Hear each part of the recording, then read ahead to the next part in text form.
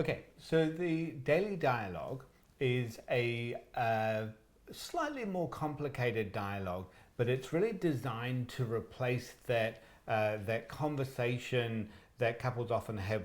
Often at the end of the day, hey, hun, how was your day? Oh, I was fine. How was your day? Fine, which doesn't really give a lot of information about what's going on, and what it means is you end up over time just assuming you know what's going on in your partner's world. And so if that happens, the busier you get, the more likely you are to disconnect. And also you stop experiencing each other as a stress reducing resource. And so all of us have a need to feel heard, to feel understood, and the daily dialogue is a really effective way to create your partner as that resource. And so for this dialogue, we're going to start off, and Manu is going to say, hey Luke, I'd like to have a daily dialogue. Is now a good time? Hey, look, I would like to have a daily dialogue. Is now a good time? Yes, it is. And again, it's a fairly simple dialogue from the listener's point of view, because all they're going to do is ask a few questions. And so the first question she's going to ask is, so what's it like being in your world? So what is like to be in your world?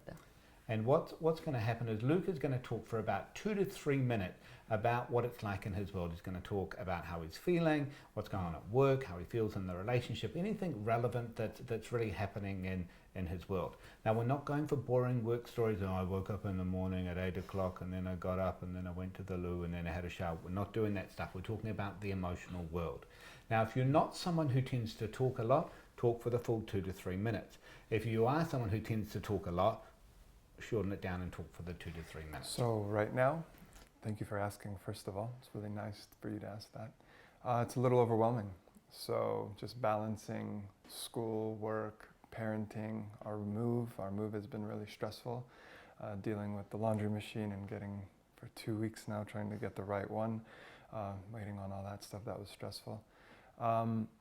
But it is nice for us to be sleeping in a new place that we both love and we've both chosen together. So that's really exciting. You know that work has been stressful, I've told you before, but it's also exciting because everything's getting more creative with the new projects and writing more and having a little more time and space to do that.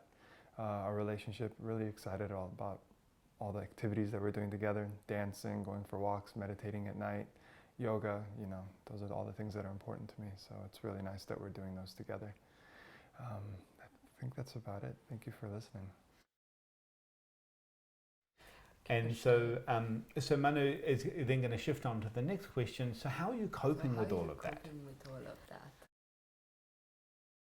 And the thing that Luke is not going to answer is great, bad. We're not looking for a judgment. We're really just trying to find out, so what are you doing to cope with all of that? So you know that I lean on all the things that are important to me, so exercise and all that, but it still does get challenging. So it's not always easy, and I do get easily triggered sometimes when Jack is around and I'm a little overwhelmed, or if you and I are tense, then I may snap a little bit when I don't want to. So while I'm trying my hardest to cope, it does get a little overwhelming at times.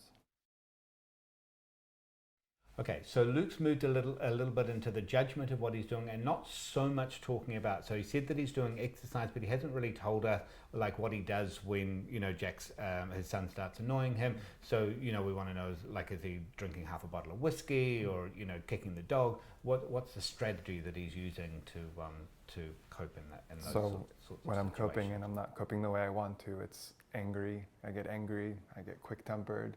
I just say quick, mean things rather than actually listening and being sort of figuring out the situation calmly and attentively the way I try to most times.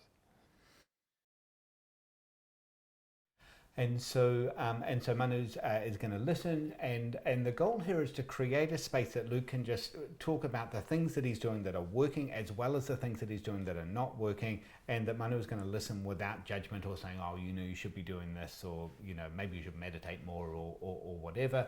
And then the last question she's going to ask in this case will be, so what could I do that might help? What can I do that will help you? It'd be really nice if we went for a walk on the beach tonight.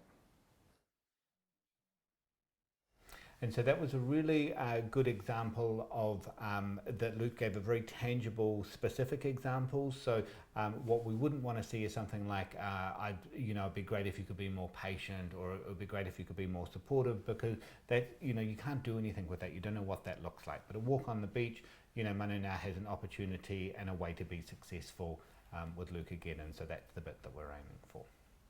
And so Manu's going to say thank you for sharing. Thank you for sharing. Thank you for listening.